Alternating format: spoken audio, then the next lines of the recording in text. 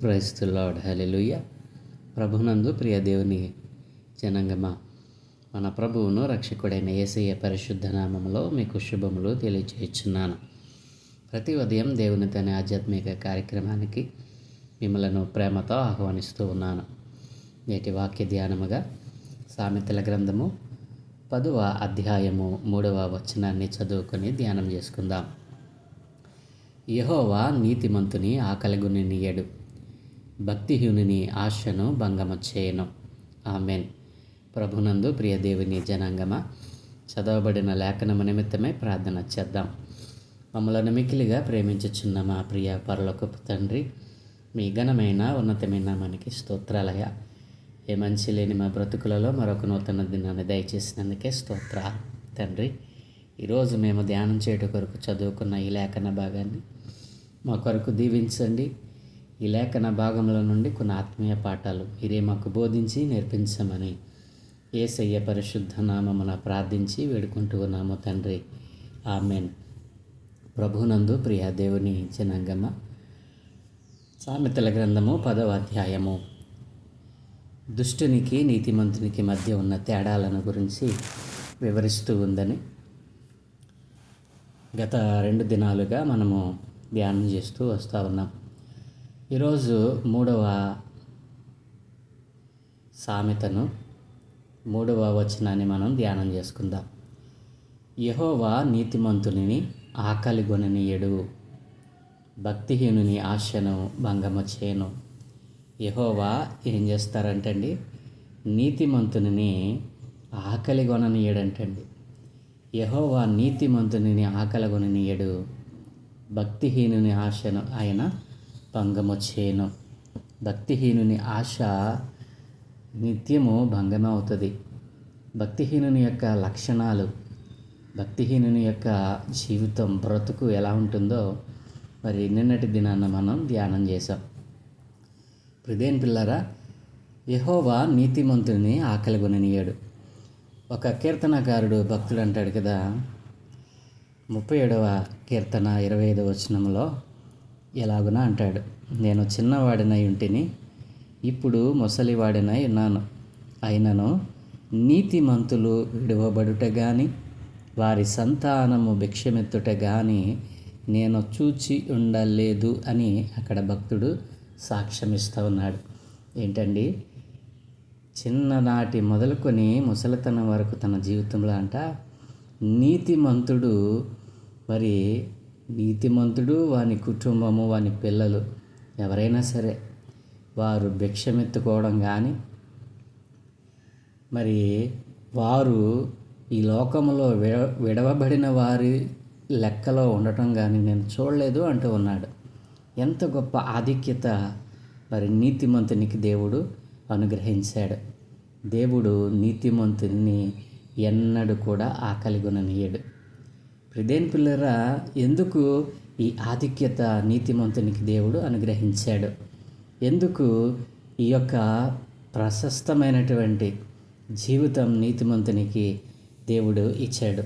ప్రియదేని పిల్లరా, నీతిమంతునికి నిత్యము ఏముంటుందో తెలుసా?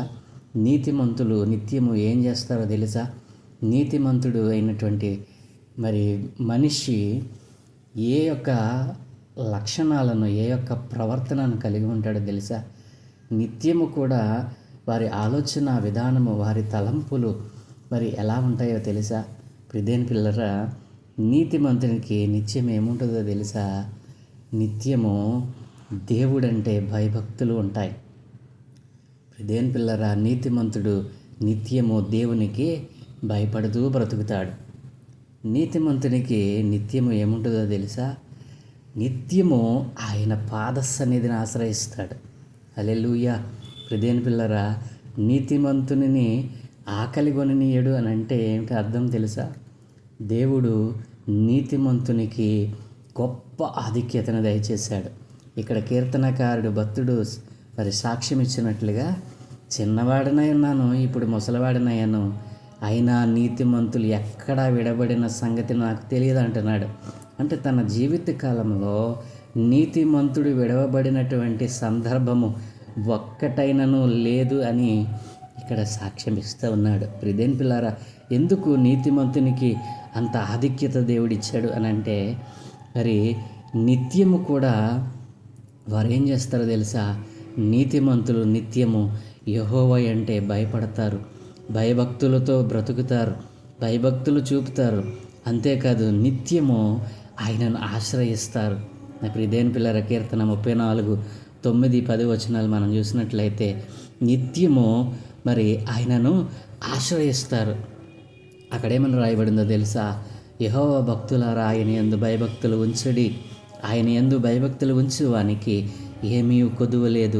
సింహపు పిల్లలు లేముగలవే ఆకలిగునను, యెహోవాను ఆశ్రయించు వారికి ఏ మేలు కొదువై ఉండదు అని అక్కడ రాయబడింది. అంటే నీతిమంతులు ఏం చేస్తారంటే నిత్యము ఆయనను ఆశ్రయిస్తారు. నా ప్రియ దేవుని పిల్లారా, మరి ఎందుకు నీతిమంతునికి అంత ఆధిక్యత దేవుడిచ్చాడు అని అంటే, నీతిమంతులు ఏం చేస్తారో తెలుసా? ఏమి తిందుమో, ఏమి త్రాగుదుమో, ఏమి ధరించుకుందుమో అనే చింత వారి జీవితంలో ఎప్పుడూ వారు చూడరండి. నా ప్రియ దేవుని పిల్లరా, మరి మత్తయి సువార్త 6వ అధ్యాయము మరి 33వ వచనం మనం చూసినట్లయితే, కాబట్టి మీరు ఆయన రాజ్యమును నీతిని మొదట వెతకుడి, అప్పుడు అవన్నీ మీకు అనుగ్రహింపబడతాయి అనేటువంటి నిశ్చయత మరి నీతిమంతునికి ఉంటుంది. నా ప్రియదేని పిల్లరా, మరి ఏమి తిందుమో, ఏమి త్రాగుదుమో అని, మరి ఏమి ధరించుకుందుమో అని చింత వారికి ఉండదండి. అదే మత్తయి సువార్త 6:31లో, కాబట్టి ఏమి తిందుమో, ఏమి త్రాగుదుమో, ఏమి ధరించుకుందుమో అని చింతింపకుడి, అన్యజనులు వీటన్నిటి విషయమై విచారిస్తారని దేవుని వాక్యం సెలవిస్తూ ఉంది. నా ప్రియదేని పిల్లరా, ఎందుకు నీతిమంతునికి దేవుడు అంత ఆధిక్యతను అనుగ్రహించాడు అని అంటే, ప్రియదేని పిల్లరా, నిత్యము ఆయన రాజ్యమును నీతిని వారు వెతుకుతారండి. నిత్యము ఆయన రాజ్యమును నీతిని వెతికేవారు ఎవరు? నీతిమంతులు. ప్రియదేని పిల్లరా, నిత్యము ఆయనంటే భయభక్తులు చూపుతారు, నిత్యము ఆయనను ఆశ్రయిస్తారు. ఏమి తిందామో, ఏమి త్రాగుదామో, ఏమి ధరించుకుందామనే చింత లేనివారిగా వారు బ్రతుకుతారు. అంతేకాదు నీతిమంతునికి మరి నీతిమంతులు ఏం చేస్తారో తెలుసా? నిత్యము ఆయన రాజ్యమును నీతిని వెతుకుతారు.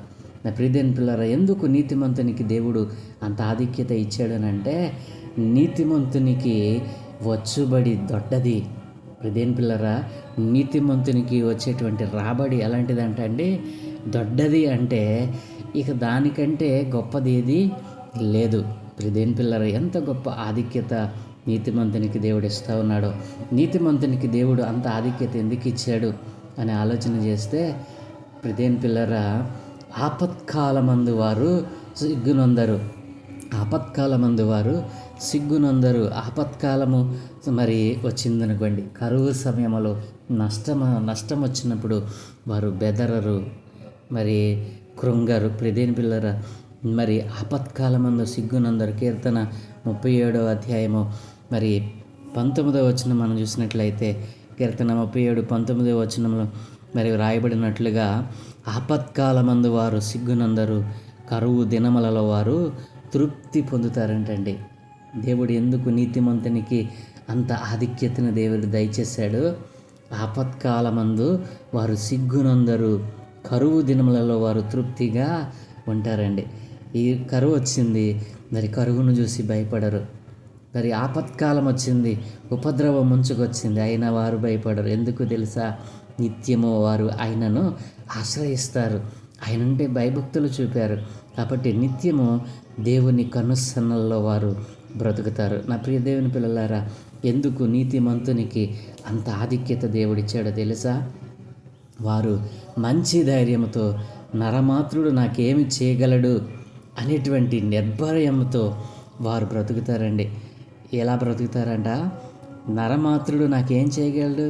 ప్రియదేని పిల్లరా, వారు మంచి ధైర్యముతో, దేవునిపైన నమ్మకముతో, దేవుడంటే భయభక్తులతో బ్రతుకుతారు. అందుకే వారు అంటారు కదా, ధైర్యముతో అంటారట. ఏమంటారో తెలుసా? నరమాత్రుడు నాకేం చేయగలడు? ఏదైనా చేస్తే నా దేవుడు చేయాలి తప్ప మనుషులు నాకేం చేస్తారు? హెబ్రీయులకు రాసిన పత్రిక 13వ అధ్యాయము 5-6 వచనాలు మనం చూస్తే, ధనాపేక్ష లేని వారై మీకు కలిగిన వాటితో తృప్తి నొంది ఉండుడి, నిన్ను ఏమాత్రమును విడువను, నిన్ను ఎన్నడను ఎడబాయను అని ఆయనయే చెప్పిన కదా. కాబట్టి ప్రభువు నాకు సహాయుడు, నేను భయపడను, నరమాత్రుడు నాకేమి చేయగలడు అని మంచి ధైర్యంతో చెప్పగలవారమై ఉన్నాము. ఎవరు వీళ్ళు? నీతిమంతులు ప్రభు బిడ్డలరా, దేవుని జనులారా, వీళ్ళెవరండి? దేవుని యొక్క నీతి కలిగినటువంటి వారు, నీతిమంతులు. మరి ఏం లేనటువంటి వారంట? ధనాపేక్ష లేని వారై, ప్రియదేని పిల్లరా, ధనాపేక్ష లేని వారై వారికి కలిగిన వాటితో మరి తృప్తి పొంది ఉంటారంటండి. ఎందుకు దేవుడు నీతిమంతునికి అంత ఆధిక్యతనిచ్చాడు అని ఆలోచన చేస్తే, నిత్యము సత్యమును అనుసరిస్తారంటండి. నిత్యము వారు దేనిని అనుసరిస్తారట? సత్యమును. నా ప్రియదేవుని పిల్లరా, కీర్తన మరి 37:3 మనం చూసినట్లయితే, కీర్తన 37:3 యెహోవా యందు నమ్మకముంచి మేలు చేయము, దేశమందు నివసించి సత్యము అనుసరించము. ఎవరు వీరు అనంటే, నా ప్రియదేవుని పిల్లరా, నీతిమంతులు ఏం చేస్తారో తెలుసా? నిత్యము సత్యమును అనుసరిస్తారు. ప్రియదేవుని పిల్లరా, తనది కాని దాని కొరకు చేతులు చాచరండి. తనది కాని దానికోసము వారు చేతులు చాచరు. తనది కాని దానికోసం వారు చేతులు చాచరు. ఎవరు వీరు? నీతిమంతులు నిత్యము మరి యెహోవా యందు నమ్మకం ఉంచుతారు. మేలు చేయటానికి వారు చేతులు చేస్తారు తప్ప తనది కాని దానికోసము వారు చేతులు చాచరు. హబక్కూకు రాసిన పత్రిక 2వ అధ్యాయము 6-8 మనం చూస్తే, తనది కాని దానిని ఆక్రమించి అభివృద్ధి నొందిన వానికి శ్రమ, తాకట్టు సొమ్మును విస్తారముగా పట్టుకుని వానికి శ్రమ, వాడు ఎన్నాళ్ళు నిలుచును అని చెప్పుకొనొచ్చు. వీరందరూ ఇతనిని బట్టి ఉపమాన రీతిగా అసహ్యపు సామెత ఎత్తుదురు గదా. వడ్డీకిచ్చువారు హఠాత్తుగా నీ మీద పడుదురు, నిన్ను హింస పెట్టబోవారు జాగ్రత్తగా వత్తురు. నీవు వారికి దోపుడు సొమ్ముగా ఉందువు, బహు జనముల ఆస్తిని నీవు కొల్లపెట్టి ఉన్నావు గనుక శేషించిన జనులు దేశములకును పట్టణములకును వాటిలోని నివాసములకును నీవు చేసిన నరహత్యను బట్టి బలాత్కారమును బట్టి నిన్ను కొల్లపెట్టుదురు అని దేవుని వాక్యం సెలవిస్తూ ఉంది. నీతిమంతుడు ఏం చేస్తాడంట? తనది కాని దానిని ఆక్రమించి అభివృద్ధి పొందాలని అనుకోడటండి. ఎందుకు నీతిమంతునికి ఎంత ఆధిక్యత దేవుడు అనుగ్రహించాడు అని అంటే, వెండి బంగారములను చూసి వారు అతిశయించరంటండి. వెండి బంగారములను చూసి వారు అతిశయించరంటండి. మరి జెఫన్యా గ్రంథము 1వ అధ్యాయం 18 యెహోవా ఉగ్రత దినమున తమ వెండి బంగారములు వారిని తప్పింపలేకపోవును, రోషాగ్ని చేత భూమి అంతయు దహింపబడును, హఠాత్తుగా ఆయన భూనివాసులందరినీ సర్వనాశనము చేయబోచున్నాడు. ఉగ్రత దినమందు వారు వెండి బంగారములను చూసి అతిశయించారు. ఎవరు వీరు? నీతిమంతులు. నా ప్రియదేవుని పిల్లలారా, దేవుడు ఎందుకు నీతిమంతునికి అంత మరి ఆధిక్యతను దేవుడిచ్చాడు? నీతి మరణము నుండి నిన్ను రక్షిస్తుంది. నీతి మరణము నుండి నిన్ను ఏం చేస్తుందండి? రక్షిస్తుంది. మరి పరిశుద్ధ గ్రంథంలో నీతిమంతులకు ఉన్నటువంటి మరి అనేకమైనటువంటి మరి లక్షణాలను దేవుడు తన పరిశుద్ధ గ్రంథంలో ఇదే అధ్యాయంలో రాయించాడండి. నీతిమంతుడికి మరి అనేక రకాలైనటువంటి ఆధిక్యతను దేవుడిచ్చాడు. దాన్ని ఒక్కొక్కటిగా మనం చూద్దామా? ప్రియదేని పిల్లరా, మరి నిన్న చదివినటువంటి 2వ వచనంలో నీతి ఏం చేస్తుందంట? మరణము నుండి రక్షిస్తుంది. నీతిమంతుని తల మీదకి ఆశీర్వాదాలు వస్తాయి. 6వ వచనంలో ప్రియదేని పిల్లరా, నీతిమంతుని తల మీదకి ఏమొస్తాయంట? ఆశీర్వాదాలు వస్తాయి. మరి నీతిమంతుని నోరు జీవపు మాట. 11వ వచనం, నీతిమంతుని నోరు ఎలాంటిదంటండి? జీవపు ఓట అంటండి. ప్రియదేని పిల్లరా, మరి 16వ వచనం, నీతిమంతుని కష్టార్జితము జీవదాయకము. నీతిమంతుని కష్టార్జితము జీవదాయకం అని చెప్పాడు. మరి ఇదే అధ్యాయంలో 20వ వచనంలో, నీతిమంతుని నాలుక ప్రశస్తమైన వెండి వంటిది. నీతిమంతుని నాలుక ప్రశస్తమైన వెండి వంటిది. 21వ వచనం చూస్తే, నీతిమంతుని పెదవులు అనేకులకు ఉపదేశిస్తుంది. నీతిమంతుల పెదవులు ఏం చేస్తాయంటండి? అనేక మందికి ఉపదేశిస్తాయంటండి. మరి 24వ వచనంలో 2వ భాగం, నీతిమంతులు ఆశించినది వారికి దొరుకుతుంది. నీతిమంతులు ఆశించిన దానిని వారు పొందుకుంటారు. అలాగనే 25 భాగంలో నీతిమంతుడు నిత్యము నిలుచు కట్టడముల వలె ఉన్నాడు. నీతిమంతుడు ఎలా ఉన్నాడంటే అండి, నిత్యము నిలుచు కట్టడముల వలె ఉన్నాడంటండి. అలాగనే మరి 27వ వచనం 2వ భాగంలో నీతిమంతుల ఆశ సంతోషము పుట్టించును. నీతిమంతుల ఆశ సంతోషమును పుట్టించును. అలాగనే 29 2వ భాగంలో నీతిమంతుడు ఎన్నడను కదిలింపబడడు. నీతిమంతుడు ఎన్నడను కదిలింపబడడు. అలాగనే 31వ వచనంలో నీతిమంతుని నోరు జ్ఞానోపదేశమును పలుకును. నీతిమంతుని నోరు జ్ఞానోపదేశమును పలుకును. 32వ వచనంలో నీతిమంతుని పెదవులు ఉపయుక్తములైన సంగతులు పలుకును. ప్రియదేని పిల్లరా, ఎన్ని విషయాలు దేవుడు నీతిమంతుని గురించి వ్రాయించాడండి. నీతిమంతునికి దేవుడు ఇచ్చినటువంటి ఆధిక్యత ఇంత అంత కాదు. కాబట్టి దేవుడు అంటున్నాడు కదా ఈరోజు, యెహోవా నీతిమంతుని ఆకలిగొననీయడు. యెహోవా నీతిమంతుని ఆకలిగొననీయడు. ఎప్పుడు? కరువు కాలమైన, కష్టకాలమైన, ఉగ్రత దినమందైన నీతిమంతునికి ఏంటంట, ఆయన ఆశ భంగము కానేరదు. నీతిమంతుడు ఎందుకు ఇంత ఆధిక్యతను దేవుడు నీతిమంతునికి అనుగ్రహించాడు అని అంటే, ప్రియదేని పిల్లరా, నీతిమంతుడు నిత్యము దేవుడంటే భయభక్తులను చూపుతాడు. నిత్యము ఆయనను ఆశ్రయిస్తాడు. మరి తిండి కోసమో గుడ్డ కోసమో మరి చింతపడడు. నిత్యము ఆయన రాజ్యమును నీతిని వెతుకుతాడు. నీతిమంతునికి రాబడి కూడా ఆ రీతిగానే ఉంటుంది. ఆపత్కాలమందు నీతిమంతుడు సిగ్గుపడడు. కరువు దినమున వాడు తృప్తిగా ఉంటాడు. నాకు ఇది లేదు, నేను కరువులో ఉన్నానని ఎప్పుడు కూడా బాధ అనేటువంటిది తన జీవితంలో ఉండదు. అంతేకాదు, మంచి ధైర్యంతో అంటాడు కదా, నరమాత్రుడు నాకేం చేస్తాడు, నా దేవుడు చేస్తాడు, ఏది చేసినా నా దేవుడు చేయగలడని గొప్ప ధైర్యంతో చెప్పగలుగుతాడు. అంతేకాదు, నిత్యము సత్యమును అనుసరిస్తాడు. తనది కాని దానికోసం చేతులు చాచాడు. వెండి బంగారంలో చూసి అతిశయం అనేటువంటిది నీతిమంతునిలో ఉండదు. నా ప్రియదేని పిల్ల మరి 2వ భాగంలో అన్నాడు కదా, భక్తిహీనుని ఆశను ఆయన ఏం చేస్తాడంట, భంగము చేస్తాడంటండి. భక్తిహీనుని ఆశ ఏమవుతుంది, నిత్యము కూడా భంగమే. వాడు ఏది ఆశించినా తనని పొందుకోలేడు. ఒకవేళ బలవంతముగా ఏదైనా పొందుకున్నా భక్తిహీనుని బ్రతికేంటి, మధ్యలోనే ఆగిపోతుంది. నా ప్రియ దేవుని పిల్లరా, భక్తిహీనునిగా మరి ఎన్నో కావాలని ఆశపడతా ఉన్నావు. పేరు ప్రఖ్యాతలు కావాలని, ధనము కావాలని, మరి ఆస్తిపాస్తులు కావాలని లేచింది మొదలుకొని పండుకునేంత వరకు కష్టపడతా ఉన్నావు. కానీ నీ ఆశ తీరిందా?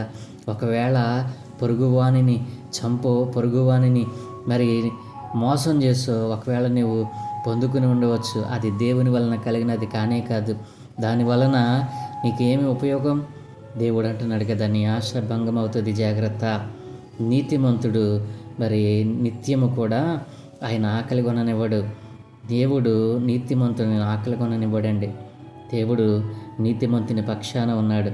మరి ఈ లోకంలో పాపులైన అందరి కోసము నీతిమంతుడైన యేసుక్రీస్తు ఈ లోకానికి వచ్చి మనందరి కొరకు తన రక్తమును చిందించాడండి. తన రక్తమును కార్చాడు. పరిశుద్ధ రక్తమును క్రయధనముగా మన కొరకు ఖర్చు చేశాడు.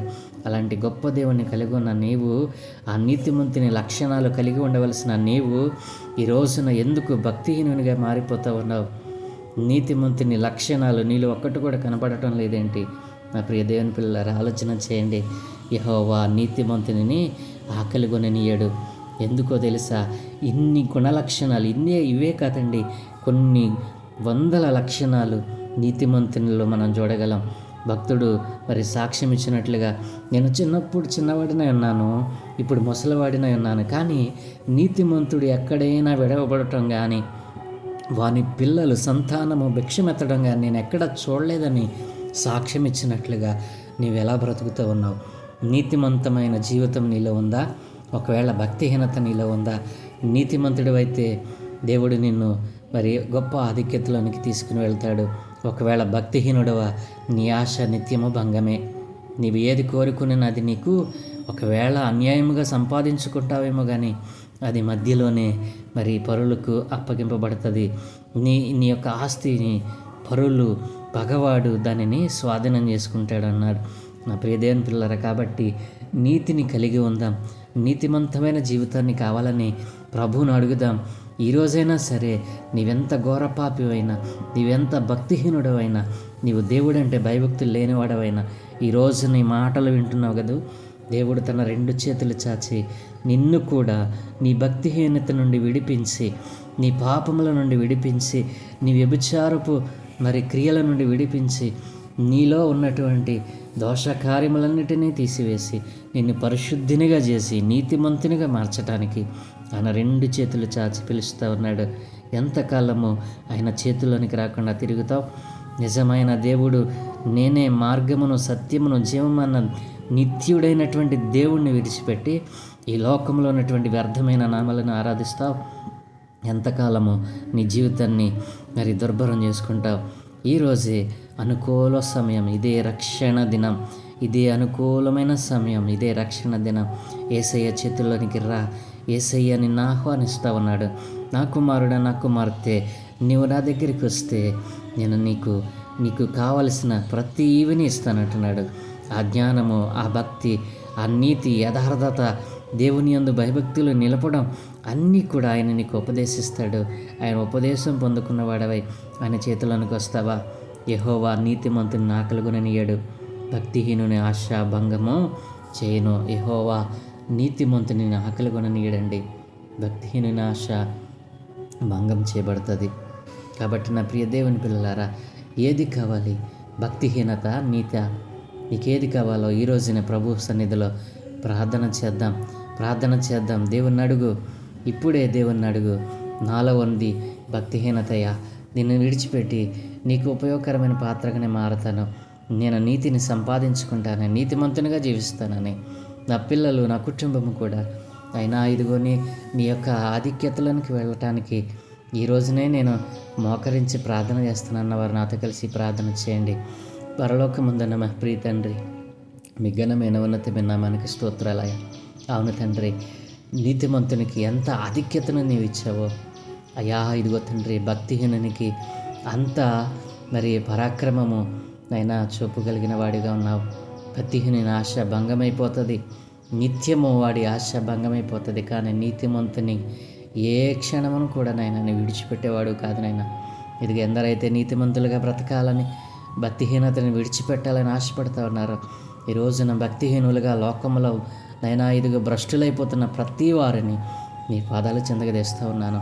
ఎందరైతే భక్తిహీనత చేత నిత్యుడైనటువంటి నీ నామమును ఎరగకుండా, సత్యవంతుడైన దేవుడవు, ఏకైక దేవుడవు నిన్ను ఎరగకుండానైనా ఈ లోకంలో ఉన్నటువంటి ఈ లోకము దాని ఆశలతో గతించిపోతున్నటువంటి వారందరినీ నీ పాదాలు చెందగదేస్తూ ఉన్నాను. ఎవరైతే నీతిమంతునిగా నేను జీవించాలి, నీతిమంతునికి దేవుడిచ్చిన ఆధిక్యతను గ్రహించాలి, దేవుడు నీతిమంతునికి ఇచ్చినటువంటి ఆ ప్రశస్తమైన జీవితాన్ని నేను కూడా పొందుకోవాలని ఆశపడుతూ ఉన్నారో, అట్టి వారందరినీ మీ పాదాలు చెందగదేస్తూ ఉన్నారు. వారి ఆశను మీరు తీర్చండి నాయన. ఎందరైతే భక్తిహీనులుగా ఆశపడి ఇతరులను మోసం చేస్తూ తమ జీవితాలను నాశనం చేసుకుంటూ ఉన్నారో, వారి ఆత్మను రక్షించండి, వారి ఆత్మలను లేపండి నాయన. ఇదిగో నిత్యరాజ్యమును వారు పోగొట్టుకుంటూ ఈ లోకములో వ్యర్థులుగా జీవిస్తూ ఉన్నారు. అట్లాంటి వారందరినీ మీ చేతులకు అప్పగిస్తూ ఉన్నాను. ఏ ఒక్కరూ నశించిపోకుండా అందరూ అంతటా రక్షణ పొందుకొని సత్యవాక్కును అంగీకరించే వారికి మార్చమని ఈ దినం మీ చేపలన్నింటినీ మీకు అనుదృష్టి ఉంచి మీ దూతల కాపుదలను గ్రహించి మీరు మహిం పొందుకోమని యేసయ్య పరిశుద్ధ నామమున ప్రార్థించి వేడుకుంటూ ఉన్నాము తండ్రి. ఆమేన్, ఆమేన్, ఆమేన్.